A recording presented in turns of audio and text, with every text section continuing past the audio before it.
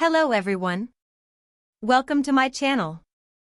Today I'm bringing you a story that the Turkish entertainment world is still talking about, an evening that started as a friendly industry gathering and ended as the most replayed moment on every gossip feed. If you enjoy long-form breakdowns that connect the dots without the noise, please like this video, subscribe, and tap the bell so you don't miss future deep dives. Thank you, and let's get into it. Last night, two names with a history of melting ratings and breaking the internet found themselves at the center of a very public, very intimate moment. Elçin Sangu and Barış Arduç, partners in one of the most beloved screen romances of the last decade, attended a private party hosted by their friend and colleague, Salih Bademsai. The venue was classic Istanbul. An iconic spot along the Bosphorus, a place where the sound system is crisp, the lighting is low and flattering, and the guest list includes half the actors you've seen in the biggest hits of recent years. People arrived in waves. There were directors coming straight from late edits, stylists still carrying garment bags, musicians finishing gigs and dropping in for a quick toast. Elçin arrived early in the night, polished yet relaxed, tailored black, slick hair, a clean line of eyeliner that looked like confidence. Barış came later, unhurried, with that trademark calm that always reads like he knows something the rest of the room doesn't. Photographers outside caught both arrivals, but nothing unusual, no red carpet, no posed shots, no joint entrance. Inside, the mood was warm rather than wild. Salih kept the focus on music, friends, and laughter, exactly the kind of scene that brings famous people back to feeling human for a few hours. There were no choreographed moments, no scheduled photo ops. But the best party moments rarely announce themselves. They just happen. Near midnight, when the room had softened into that late evening glow, the DJ pivoted from current hits to a slower, steadier rhythm. A classic track bled into a modern ballad, lights pulled in closer, and the dance floor opened up for couples. It was then that the moment people can't stop sharing took place. Barış extended a hand. Elçin took it. Not as a stunt. Not for a camera.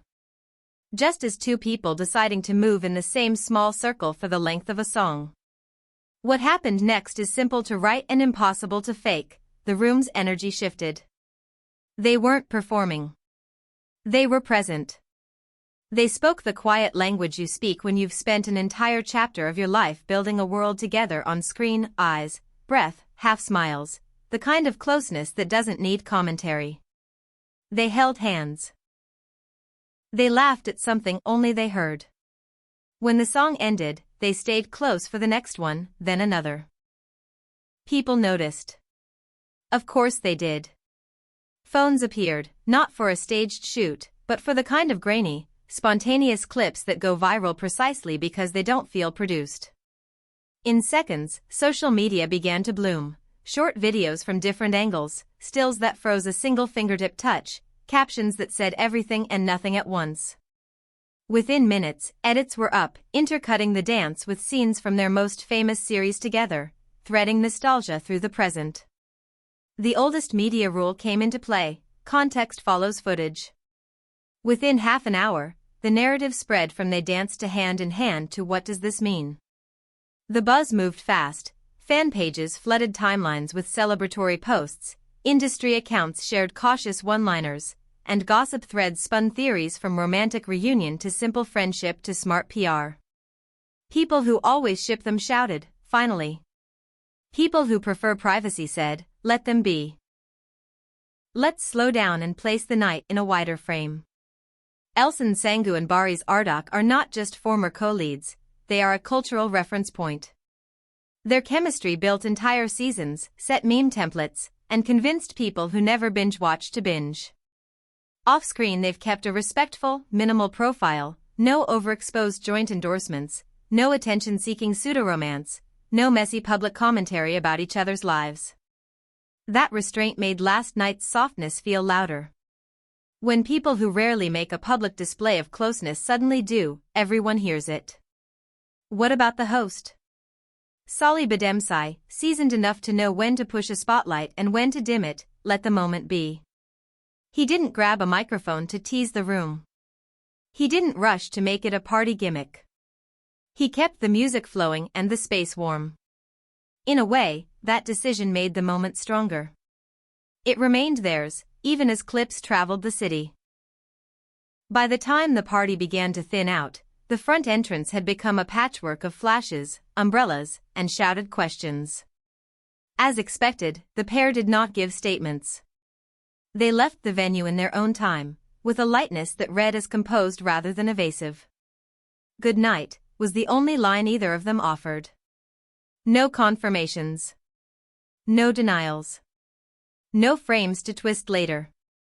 Now we reach the interpretive part, the terrain where fandom, journalism, and common sense intersect. Was this a carefully orchestrated hint at an on-screen reunion? A private reconnection made public by accident? The simple joy of two old friends dancing at a party where they felt safe? Any of these could be true. What we know is limited to what we saw: joined hands, easy smiles, proximity that looked natural rather than forced. What we do with that knowledge says more about us than about them. Industry chatter this morning leans toward two lines of speculation. The first, a potential project. When two stars with a proven dynamic share a moment like this right before pilot season, producers notice. It does not mean a deal exists. It does mean the phones of certain agents are going to be busy. The second, a human reset. Work schedules, distance, patterns, it's easy to drift. One good night, one good song, and the ice breaks. Again, this is inference, not fact. But it's the kind of inference that fuels both business calls and fan art. Beyond speculation, something else matters here: boundaries. Their choice to avoid a press scrum at 2 in the morning is not coyness, it's policy. Over the years both have shown that they protect their off-screen lives with care. You can admire the dance and still respect the silence. You can celebrate the nostalgia and still leave room for a present that belongs to them. Let's also acknowledge the ripple effects. Overnight edits gathered millions of views. Trend lists filled with familiar tags. But the most telling reactions came from colleagues who were there. Short, simple stories, a photo of the dance floor with no faces, a caption like "good music." Good people. A boomerang of joined hands from someone in the band, posted without names. In an industry that often feeds on overexposure, these small acts of discretion felt like a protective circle. And the details fans always ask about? Yes, there were roses inside the venue, deep red at the bar, white on the terrace. No, they weren't showered on anyone in a staged gesture. Yes, their styling was in line with their signature aesthetics, her minimalist elegance, his understated classic. No, there was no choreographed first dance. There was no PR wall, no sponsor logo behind the moment you're sharing with your friends today. It happened because two people let it happen. Where does this go from here? 3 paths are equally plausible. 1. Nothing changes publicly. The moment lives as a bright memory in a dim room, and that's enough. 2. A measured, thoughtful collaboration appears months from now, explained not with tabloid fireworks but with the simple truth that a good script found the right pair at the right time.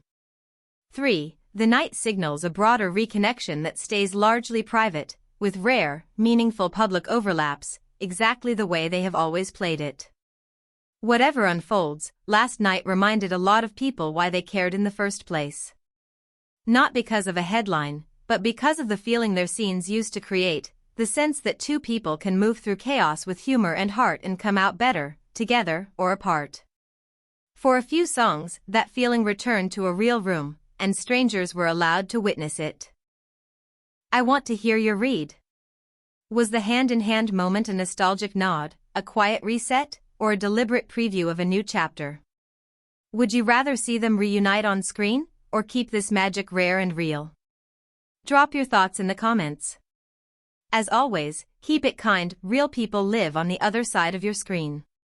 If this breakdown gave you a clearer, calmer view of a fast-moving story, please hit like, subscribe, and share this video with someone who still remembers their first scene together.